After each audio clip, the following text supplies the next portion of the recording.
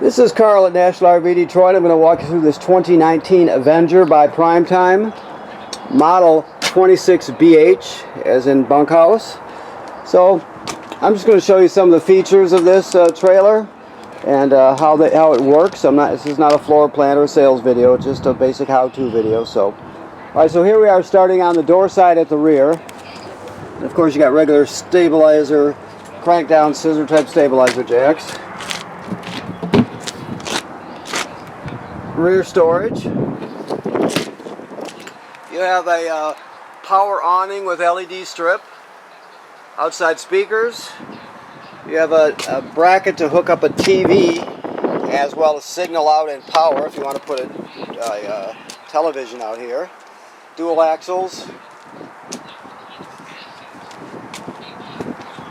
Okay, so here in the front storage we have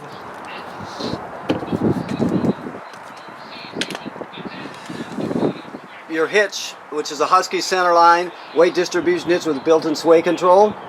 So that's we'll show you how that operates when you pick up your trailer. That crank right there is for the stabilizer jacks. It also can be used on this power tongue jack right here. You see there's a plug right here, a rubber plug. You can pull it out and put that crank on there and crank it manually if you need to. You also use it on the stabilizers, of course. So you have power tongue jack, 2 LP tanks full, deep cycle marine battery right here. Alright, so moving farther down, this is your fresh water here. Now the most common way to get water to the trailer is just regular city water connection. You're just going to hook your hose up to here, turn it on, and you're all set. If you happen to be camping someplace that doesn't have plumbing on the campsite, you can pre-fill your fresh water tank right here and use the onboard pump to pump the water. Okay, so you got two options. Now, while you're over here, you have your dump valves here, as you can see, black and gray. Gray is toilet water and waste.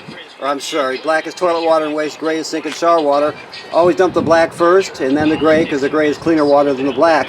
If you leave the black valve open, you can put the hose at the dump station right onto this black tank flush, turn it on, and it'll spray out the inside of your tank. Always make sure the valve is open though before you turn that on, okay? That's just cable and satellite through. This is a service panel for your refrigerator. This condensation hose should always be hanging out like it is. You've got your 30 amp power cord that pulls out. Outside shower. You're pre-wired for a backup camera. Also, while we're looking up, make sure you inspect your roof. The manufacturers always state every 90 days, so make sure you inspect your roof and all the seals every 90 days. This is your water heater. Okay, so right now this trailer's winterized, so the water heater's empty. You can see the drain plug is right here. Hopefully you can see it. I got a bad glare on my monitor here. But it goes right in, screws right into there.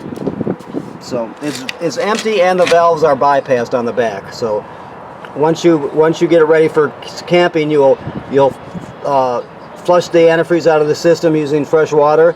Then you'll go to the back of the water heater on the inside and you'll put the valves in the correct position, put the plug in and fill it up. Never run the water heater without water in it. Neither on gas or electric, no way. You just never run it without water in it or you'll have to get it repaired. It happens fast too. Okay, let me get that shut for you. Okay, so let's go inside and go over it. Okay, I haven't been in here yet, so let's see what we've got.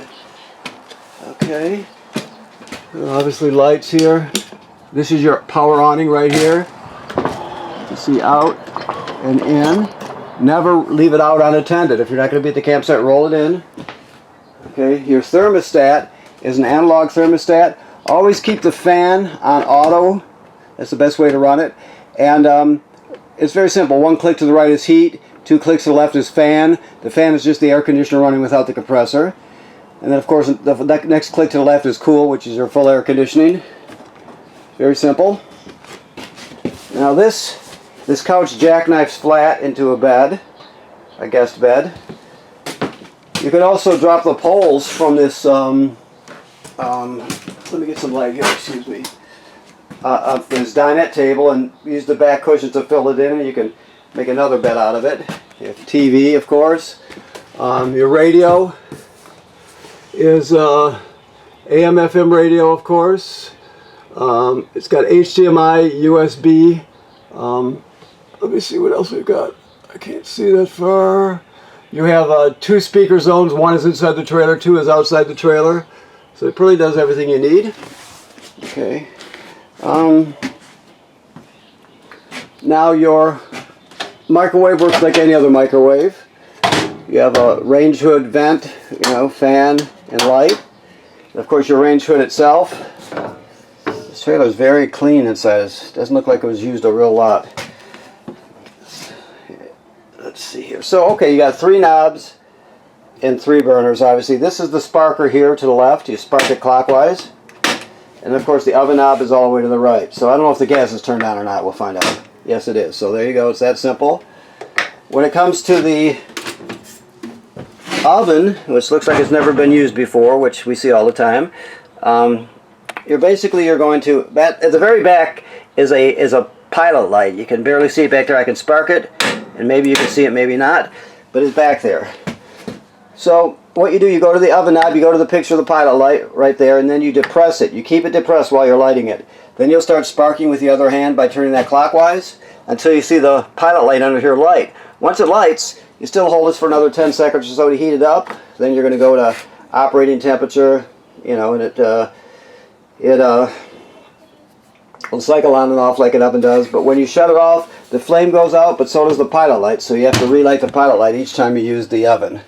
Always have this down, this glass cover down when you're traveling. Okay.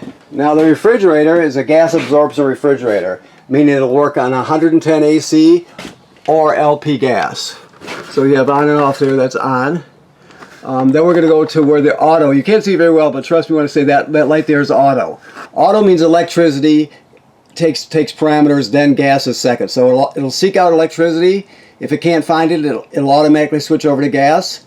And let's say if you leave the campground for the day to go adventuring, it's a nice hot day, but soon after you leave, the campground power goes out. It'll sense that and automatically switch it over to gas for you. Okay, that's the position to keep it in. This is the gas absorption. Like I said, the only thing to know about this is you look at the sticker. It's got the arrow pointing down, warmer, up for cooler. So this thing here is just a bracket. Inside there you see this cable. There's a cylinder on the end which you can't quite see, but it's called a thermistor.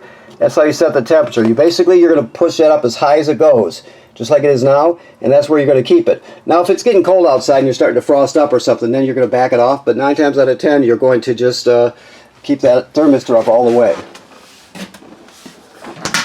Okay, so down here is this is the power converter, this device right here.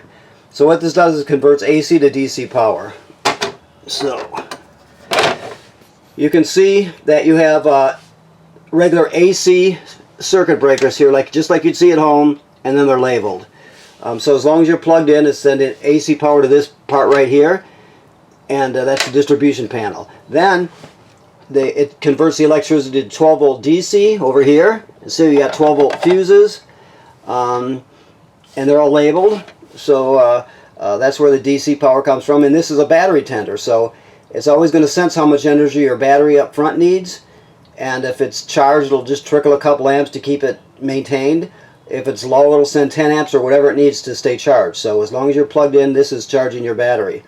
Now when you're pulling it down the road, the tow vehicle the alternator in your tow vehicle is charging the battery. So you got 2 options there, but it'll always stay charged up. Also, that's tinted plastic. If one of those fuses were to blow, it'll light up, glow a bit, so you can see it through there. So you would know. Okay, this is your carbon dioxide LP gas detector. If it goes off, you get everybody out of the trailer, leave the door open, shut the gas off, and try and figure out what's happening. It should always be green like it is. If it's not, get it serviced, because it's an important appliance, of course. Safety device anyway. Okay, so let's see what we got here. More light. There we go. So first of all, this is a GFCI plug. All the plugs in the trailer are wired through a GFCI. So even the one on the outside. So if you're using a coffee pot outside and it pops, you're going to reset it in here. This is your water heater here. So you see, it's very simple. Okay. This is your monitor panel. You can turn your water pump on and off. Remember, I told you the water pump is used to pump fresh water out of the fresh water tank if you don't have city water. It's also used to winterize the trailer. Your battery is charged.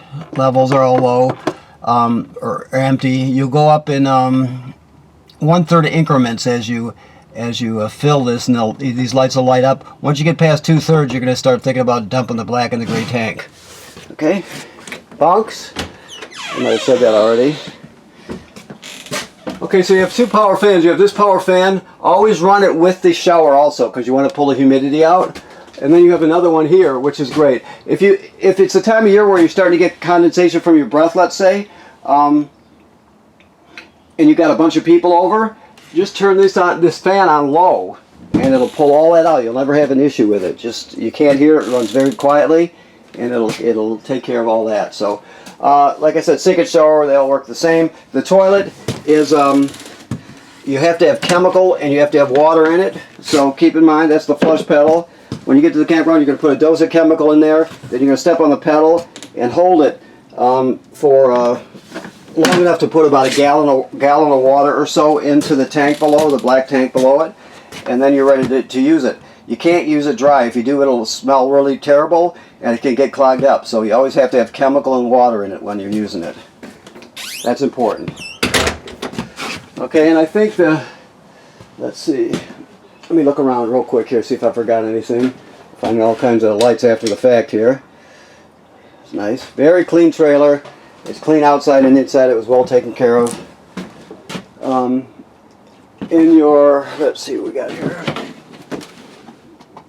Okay, in the bedroom, you have a TV backer here, a backer board, so you can put a TV bracket, and there are the power and signal out, so you can put one in here.